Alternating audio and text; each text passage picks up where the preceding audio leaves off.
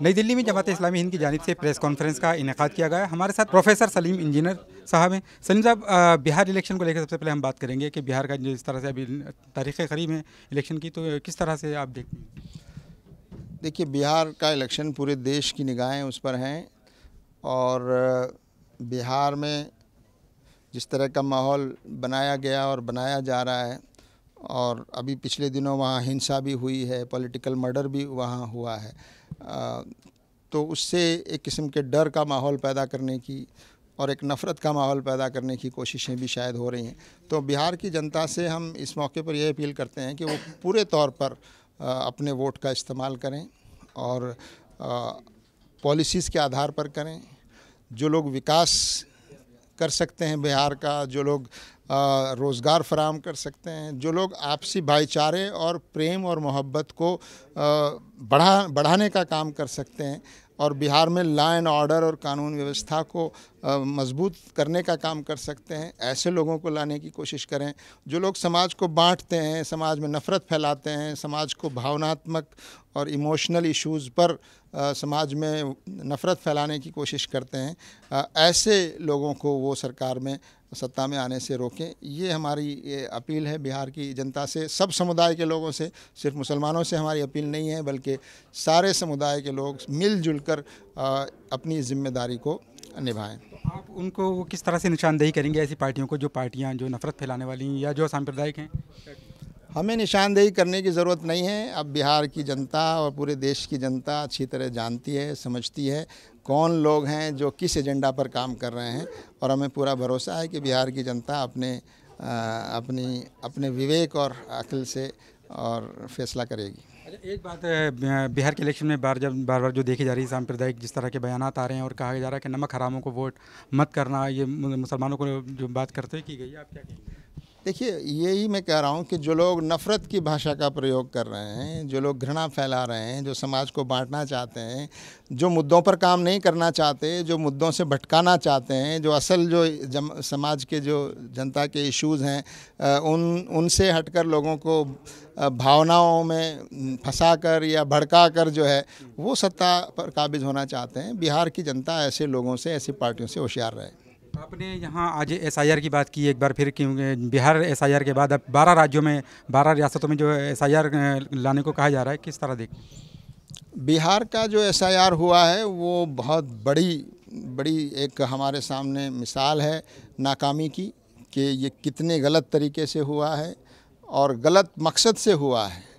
यानी ये election SIR, इस इलेक्शन से पहले एसआईआर कराना, ये साफ बताता है कि ये इस इलेक्शन को अपने पक्ष में प्रभावित करने के लिए एसआईआर किया गया और इलेक्शन कमीशन को भी इसके लिए इस्तेमाल करने की कोशिश की गई। और हमें अफसोस है कि इलेक्शन कमीशन भी जो है उसने भी एक पॉलिटिकल एजेंडा को मदद करने में उसने काम किया। तो इससे इलेक्शन कमीशन की जो निष्पक्ष छवि है वो छवि कमज़ोर हुई है। और जिस तरह से 65 लाख शुरू में और बाद में 47 लाख वोटर हटाए गए, और उनमें जो पैटर्न है हटाए जाने का, और जिस इलाके के लोग ज़्यादा हटाए गए हैं, जिस समुदाय के लोग ज़्यादा हटे हैं और जिस वर्ग के लोग ज़्यादा हटे हैं, उससे साफ जाहिर है कि सरकार जो है इस एसआईआर के पीछे उसका मकसद जो है वो असल एसआईआर नहीं था, बल्कि इस इलेक्शन को प्रभावित करना था। और इलेक्शन कमीशन ने अपने दायरे से बाहर जाकर और वोटर लिस्ट अपडेट करने से आगे बढ़कर उसने नागरिकता को वेरीफाई करने का काम करना शुरू किया, जो इलेक्शन कमीशन का काम नहीं था। तो 12 जो राज्यों में डिक्लेयर हुआ है, हम समझते हैं कि बिहार के इस फेल्योर से और बिहार की इस नाकामी से सबक लेते हुए दूसरे राज्यों में इलेक्शन कमीशन को अपनी छवि को बचाते हुए निष्पक्ष रूप से काम करना चाहिए। एक आखिरी सवाल आपसे ये है कि ख़वातीन के ख़िलाफ़ जो बढ़ते जिनसी जराइम है उस पर भी आपने बात की आपने, तो ये क्या कहेंगे आप?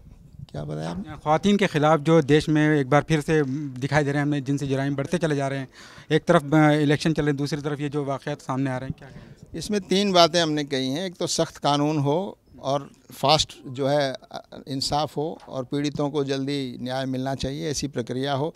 दूसरा ये कि समाज में एक जागृति हो और समाज में बेदारी पैदा की जाए, औरतों के प्रति सम्मान पैदा किया जाए, ये समाज की सोच बदलने का भी एक जिम्मेदारी है। तो सिर्फ कानून से ये अपराध नहीं रुक पाएंगे, लेकिन कानून भी सख्त होना चाहिए, उसका इम्प्लीमेंटेशन भी, और उसका जो न्याय की जो प्रक्रिया है वो फास्ट होनी चाहिए और पीड़ित सेंट्रिक होनी चाहिए कि पीड़ित को न्याय मिले, इस पर पूरी कानूनी प्रक्रिया का केंद्र होना चाहिए। बहुत शुक्रिया आपका। तो ये थे हमारे साथ सलीम इंजीनियर साहब, जो कि बता रहे थे कि आज जो बिहार के इलेक्शन को लेकर बात की, वहीं ख़वातीन के ख़िलाफ़ जो बढ़ते जराइम है इस पर भी आपने बात की। तो ये सबसे बड़ी बात जो वो यही है कि जिस तरह से ये जराइम बढ़ रहे हैं, सिर्फ इसमें कानून का ही काम नहीं, बल्कि जो आवाम है उसके अंदर बदलाव आना चाहिए, और वो इस तरह के जो जराइम है उसको इसी तरह से रोका जा सकता है। देखते रहिए भारत एक्सप्रेस। हमारी वीडियो आपको पसंद आए तो लाइक कीजिए, शेयर कीजिए और सब्सक्राइब कीजिए। साथ ही कमेंट बॉक्स में आप अपनी राय भी जरूर दें। और हां, अगर फेसबुक पर आप वीडियो देख रहे हैं तो हमारे पेज को फॉलो करना ना भूलें।